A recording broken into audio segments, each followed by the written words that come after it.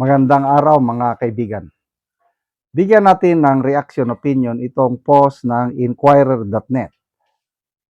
Two lawyers are set to file an impeachment complaint against Commissions on Elections Chairman George Erwin Garcia and 6 commissioners over alleged institutional misconduct in the May 2022 and 2025 elections.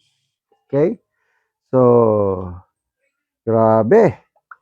Ito na ba yung sinasabi nila na merisi gaba?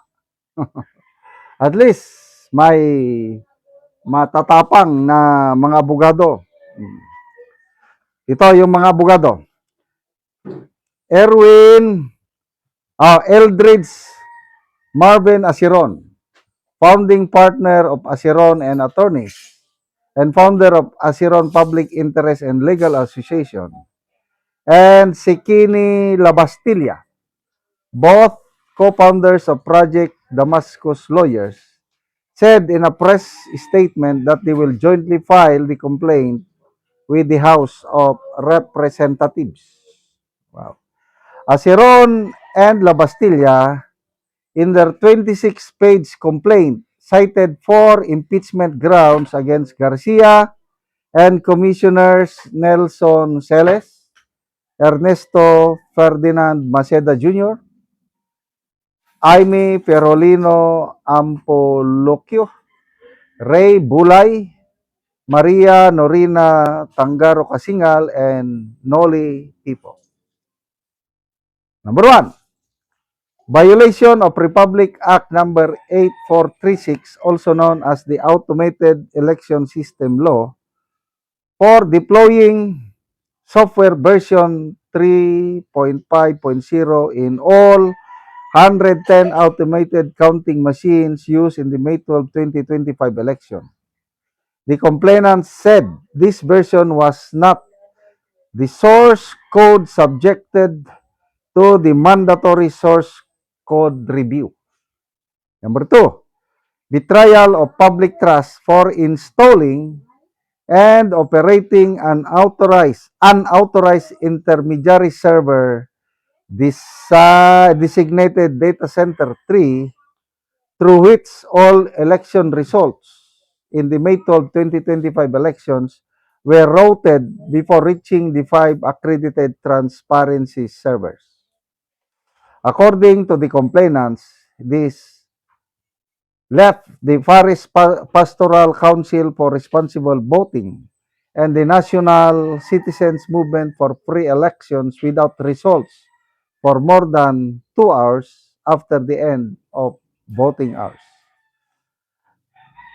Garcia's alleged betrayal of public trust for concealing the deployment of a single private IP address for 20,300 vote counting machine modems during the May 9, 2022 polls.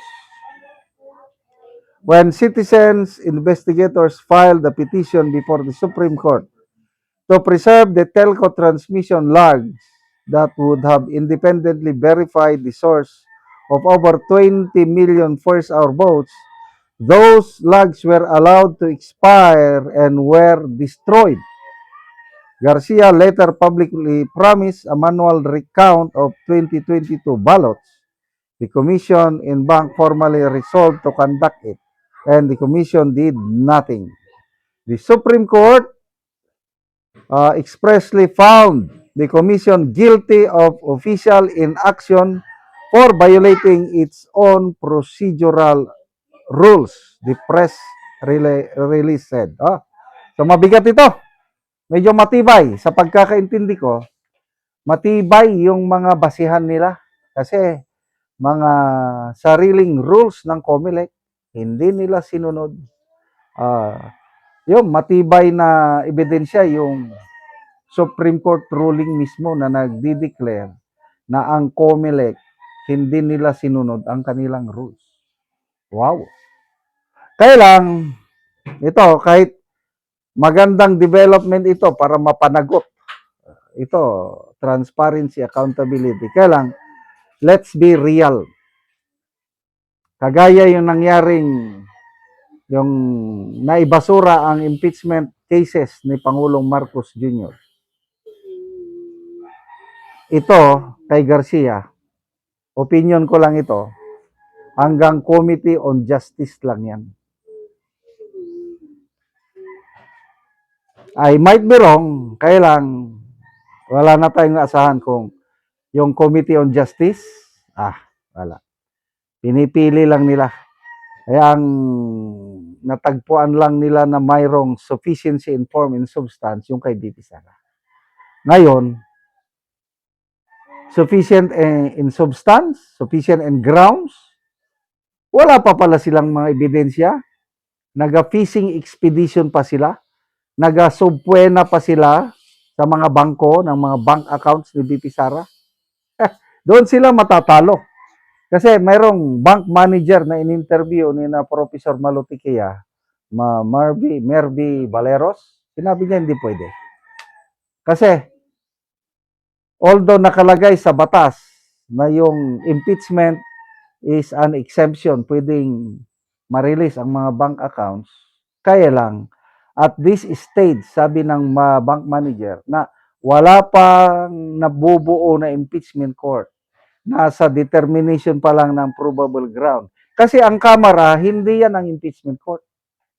Sila lang nag-i-initiate. Ngayon, i-force nila ang bangko na i-open ang bank account ni BP Sara. It's not possible, sabi ng bank manager. Kasi criminally liable yung bank officer na mag-release kahit may subpoena, hindi pa napapanahon sa ngayon. Sa impeachment trial na mismo, pag nasa Senado na yon, pwede na. So, ano ngayon ang mangyayari sa COMELEC? Safe ka na. Yon ang tingin ko. I hope I am wrong. Salamat mga kaibigan sa inyong pagsubaybay sa channel ito. Nakakatulong kayo ng malaki sa tribong Talandig ng Bukidnon dahil ang sweldo natin sa channel na ito is pantulong po sa tribo. Namimigay tayo ng libreng yero at pako para makapagpatayo sila, ng mas maayos na tirahan. Panoorin nyo ang video na ito. Karon mo na ni ang yero nga ipangatag namo sa mga tao, so mo na ni sila.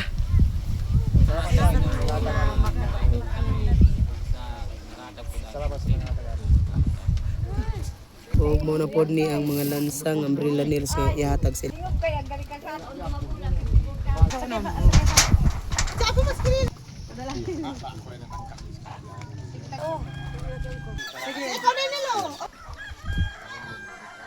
Walong ka pamilya ang nagkuha karon og gyero. Motor lang ang kargahan.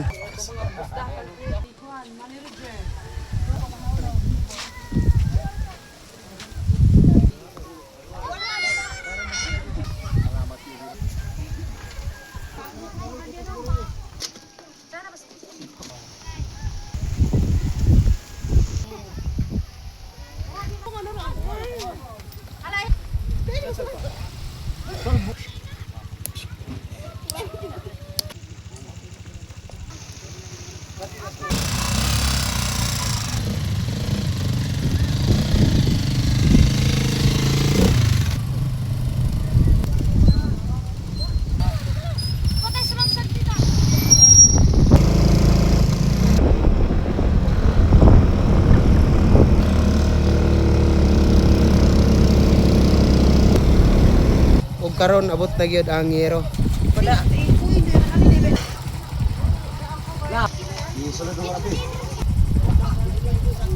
Mo na ni ang natagaan namo og yero. Og karon mo na ni ang atop sa natagaan namo og yero. Mga sako og ang yero buslot na gyud kaayo. So mo na ni ang ilang pagpuyo. Sa Ginoo nga karon nga makaatop na ni karon. Oo. Tabang. Oo lagi, so salamat kaayo. Dang mo. So pila na ni ka tuig ang inyong atop nga mga sako lang, nga mga yero na nga putol na. 4 years naman siguro ni. Opat 4 na- years na, opat na katuig. Upat na katuig ang inyong pagantos nga gaulanan mo. Oo. So salamat kaayo.